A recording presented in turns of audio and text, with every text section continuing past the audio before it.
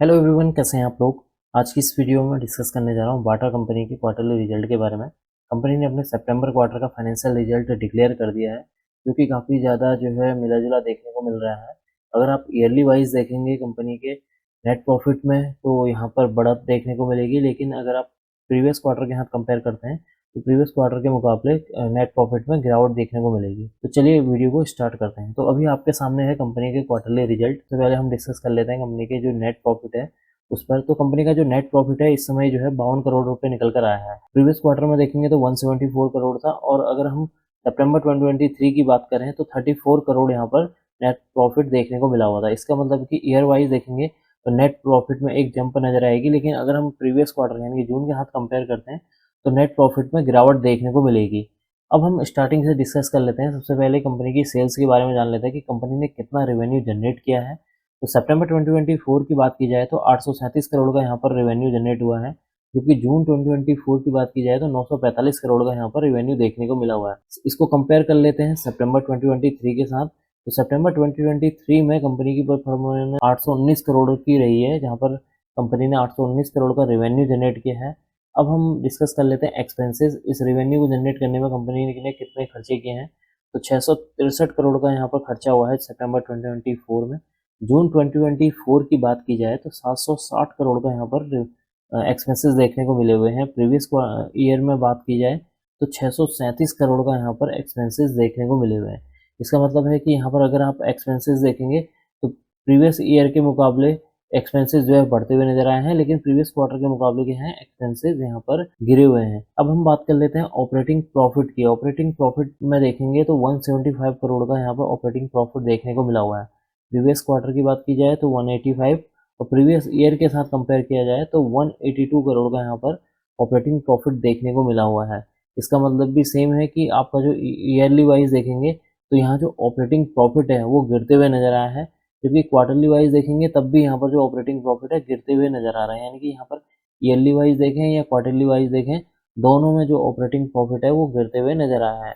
अब हम most important point operating profit margin की बात कर लेते हैं कि ऑपरेटिंग प्रॉफिट मार्जिन कैसा रहा है कंपनी का। तो यहाँ पर अगर हम सितंबर 2024 की बात की जाए तो 21% का यहाँ पर ऑपरेटिंग प्रॉफिट देखने को मिला हुआ है। प्रीवियस क्वार्टर में देखेंगे तो 20% था।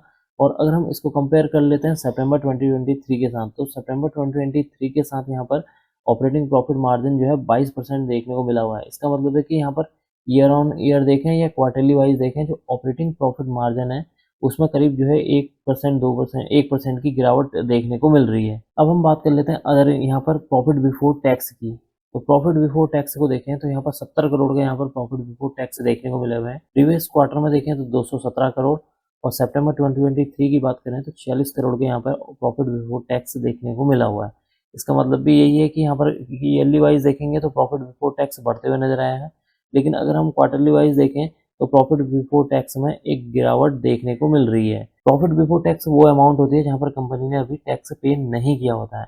अब हम जानते हैं कि कंपनी ने कितना परसेंट टैक्स पे किया है। इस 70 करोड़ में कंपनी ने 26% का टैक्स पे किया है। प्रीवियस क्वार्टर में देखें तो 20% का टैक्स पे किया था। सितंबर 2023 की बात करें तो 26% का यहाँ पर भी टैक्स पे किया हुआ है। यहाँ पर अब हम बात कर लेते हैं नेट प्रॉफिट की, जिसके बारे में मैंने पहले ही आपके साथ डिस्कस कर लिया है। कंपनी के जो टोटल नेट प्रॉफिट वो अमाउंट है कंपनी के सारे खर्चे, सारे टैक्स को डिडक्ट करने के बाद जो लास्ट में फाइनल अमाउंट कंपनी के पास बचती है उसी को हम नेट प्रॉफिट कहते हैं। तो यहाँ पर 52 करोड़ की यहाँ पर नेट प्रॉफिट देखने को मिली हुई है। प्रीवियस क्वार्टर की बात की जाए तो 174 करोड़ था। सितंबर 2023 में देखा जाए तो 34 करोड़ यहाँ पर नेट प्रॉफिट देखने को मिला हुआ है। इसका मतलब है कि अगर ईयर वाइज देखेंगे तो नेट प्रॉफिट में यहाँ पर एक अच्छी खासी जंप देखने को मिली हुई है, लेकिन प्रीवियस क्वार्टर के साथ कंपेयर करेंगे तो यहाँ पर जो है गिरावट देखने को मिलेगी। ईपीएस की बात कर लेते हैं। अर्निंग पर शेयर, एक शेयर पर होने वाली जो अर्निंग होती है उसी को हम ईपीएस बोलते हैं। तो ईपीएस को अगर हम देखें तो यहाँ पर सितंबर 2024 में 4.04 रुपीज़ यहाँ पर ईपीएस निकल कर आया है। प्रीवियस क्वार्टर में था 13.54, और अगर हम कंपेयर करते हैं सितंबर 2023 के साथ तो 2.64 यहाँ पर अर्निंग पर शेयर निकल कर आया हुआ है। इसका मतलब है कि ईयर वाइज देखें तो ईपीएस में जो है जंप नजर आएगी, लेकिन क्वार्टर वाइज देखें तो ईपीएस में गिरावट देखने को मिली हुई है। तो कुल मिला के जो रिजल्ट है मिला जुला देखने को मिला हुआ है। अगर हम इस रिजल्ट को जून के क्वार्टर को देखें तो जून में हमेशा जो आपका जो ऑपरेटिंग प्रॉफिट हो या नेट प्रॉफिट हो उसमें एक इजाफा देखने को मिला हुआ है। आप अगर प्रीवियस ईयर को भी देखेंगे तो हमेशा जून के टाइम में एक अच्छा खासा जो है इजाफा देखने को मिल रहा है।